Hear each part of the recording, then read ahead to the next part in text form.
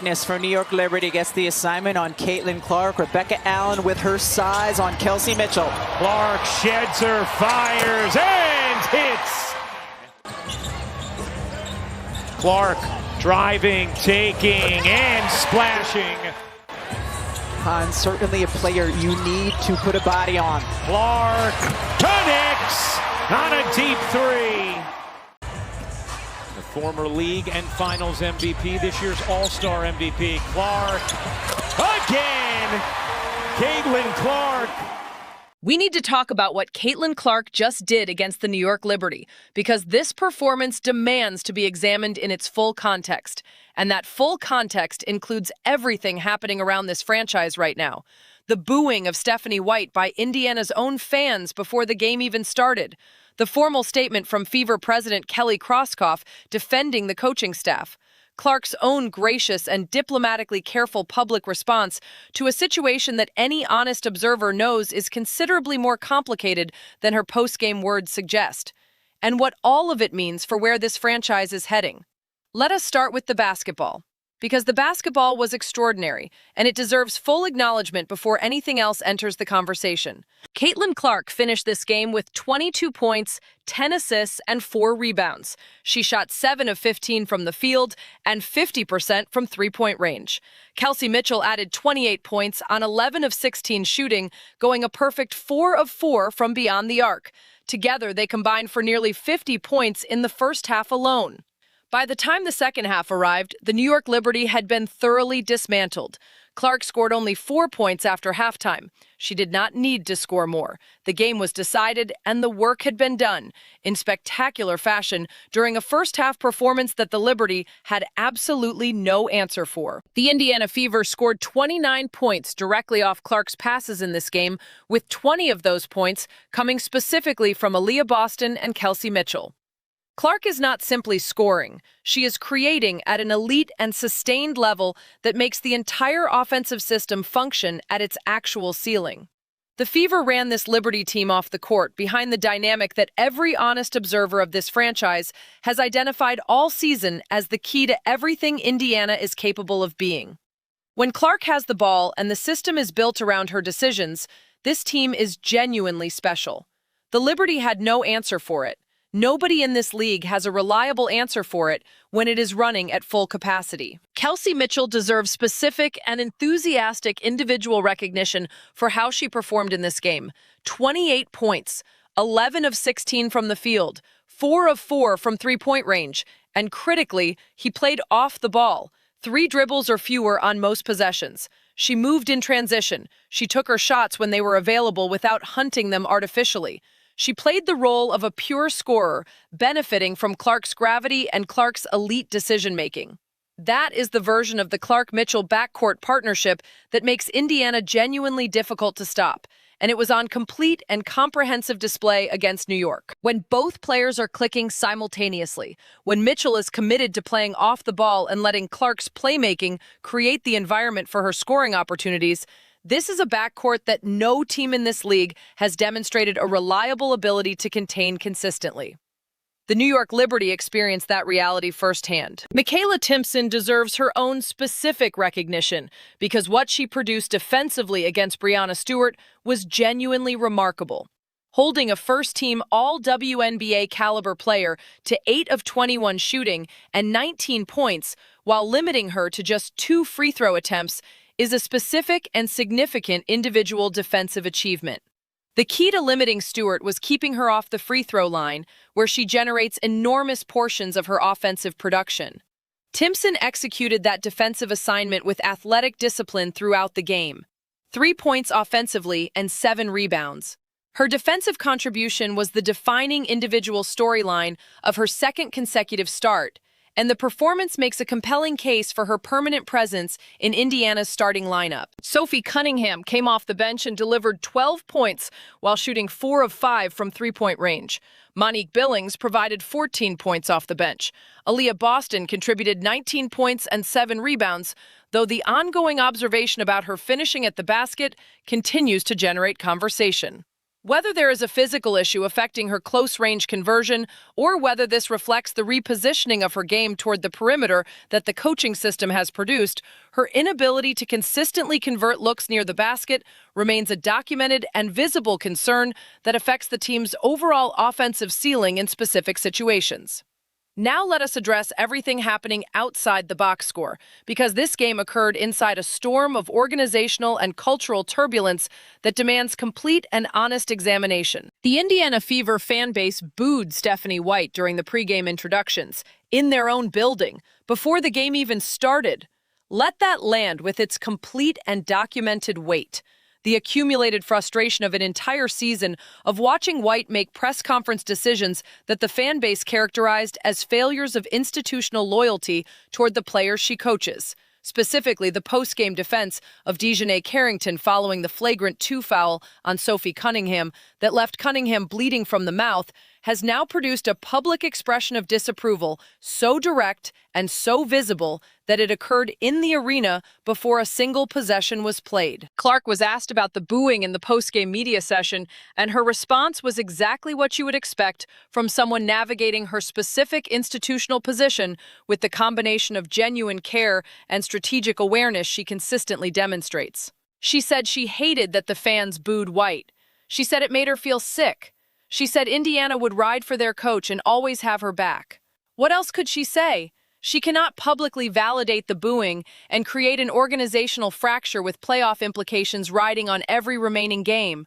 She cannot throw her head coach under the bus in a post-game session when there is still meaningful basketball left to be played.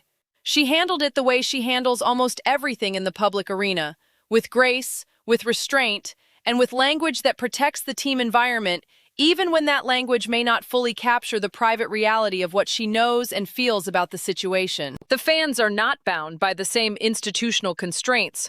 They saw what they saw with the Carrington press conference. They watched White stand at that podium and defend the opposing player who drew blood from one of her own roster members.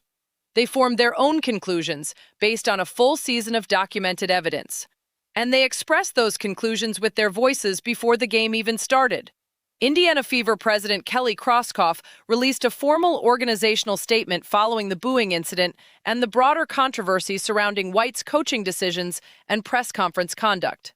The statement offered backing for White, describing her as having done a tremendous job leading the franchise, characterizing the team as focused and united, and confirming that she has the full support of organizational leadership. Let us evaluate that statement honestly against what the documented record shows. Stephanie White not defending Sophie Cunningham in the Dejanay Carrington press conference is documented and publicly recorded. Stephanie White not adequately defending Caitlin Clark during the Alyssa Thomas situation is documented and publicly discussed. Those are specific, observable, documented failures of institutional advocacy toward the players in her care. No organizational statement of support resolves or adequately addresses those specific failures. Krauskopf's statement makes no reference to those specific documented moments. It describes a coach who has kept the team focused and united while avoiding any acknowledgement of what produced the fan response that prompted the statement in the first place. The gap between what the statement says and what the documented record of this season shows is significant. The basketball community watching this situation closely is not accepting organizational statements as substitutes for genuine institutional accountability for specific documented failures of player protection. The pressure on Stephanie White is real and intensifying. The fans have made their feelings known in the most immediate and public way available to them. The organizational leadership has issued a statement of support. Clark has issued a diplomatic public defense. And the questions about whether White's conduct in specific press conference moments reflects a structural pattern of selective institutional loyalty that consistently fails the players she coaches most directly continue to circulate with no adequate institutional response to the specific documented incidents. Here is the only thing that genuinely manages the Stephanie White situation in the short term. It is not a press conference statement, and it is not organizational communication. It is results. It is the Clark-Mitchell backcourt operating at the level it operated at tonight against the Liberty.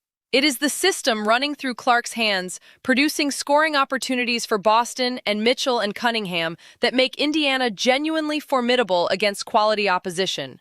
It is Michaela Timpson in the starting lineup making defensive plays against elite individual opponents that her consecutive starts have shown she is entirely capable of producing. When that version of Indiana Fever basketball is operational, the organizational questions recede into the background because the results make them less immediately pressing for fans and observers focused on the team's postseason trajectory.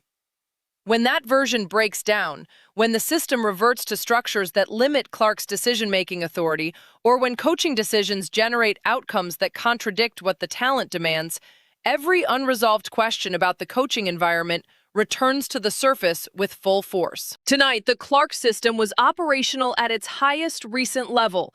The backcourt partnership that makes Indiana genuinely dangerous was fully engaged.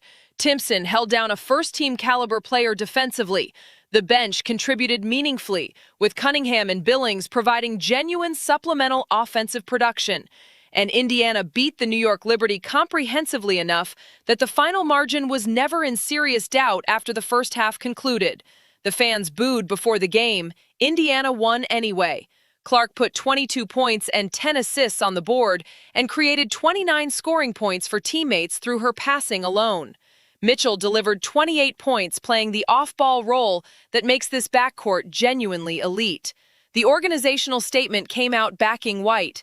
Clark publicly backed her coach in language that protected the team environment with characteristic professionalism. And the deeper questions about institutional accountability, about whether the pattern of specific press conference decisions reflects something structural about this coaching staff's relationship to the players it is supposed to protect unconditionally, remain exactly where they were when the opening tip was played. The pressure cooker is real, and it is not dissipating. The fans turned up the temperature before the first possession was played. The performance turned it back down, with a dominant victory that every Indiana supporter needed to see after the turbulence of the previous week. But the heat underneath this situation has not disappeared. It has been temporarily managed by a comprehensive performance from the most commercially significant player this league has ever produced, operating in a system that finally aligned with what her game demands long enough to show exactly what this franchise is capable of when organizational decisions and player talent are pointed in the same direction simultaneously. Put the ball in Clark's hands. Run the system through her decisions. Get out of the way and watch what happens. That is the formula. It works every time it is genuinely applied. Tonight against the New York Liberty, it was applied completely, and the result was a performance that nobody watching could reasonably dispute as anything other than the Clark Show operating exactly as advertised. The booing of Stephanie White before this game was unprecedented for this franchise in the Clark era. The organizational response was formal and supportive, but avoided the specific accountability questions the documented record raises. Clark's response was gracious and protective of the team environment in ways that reflect both her genuine character and her understanding of what her institutional position requires. All of that is real. All of it is documented. And none of it is resolved by a single dominant victory, as important and as necessary as that victory was. The pressure is on. The fans are watching. The performance tonight bought time. How that time is used by everyone with organizational responsibility for this franchise will determine what the next chapter of this story looks like.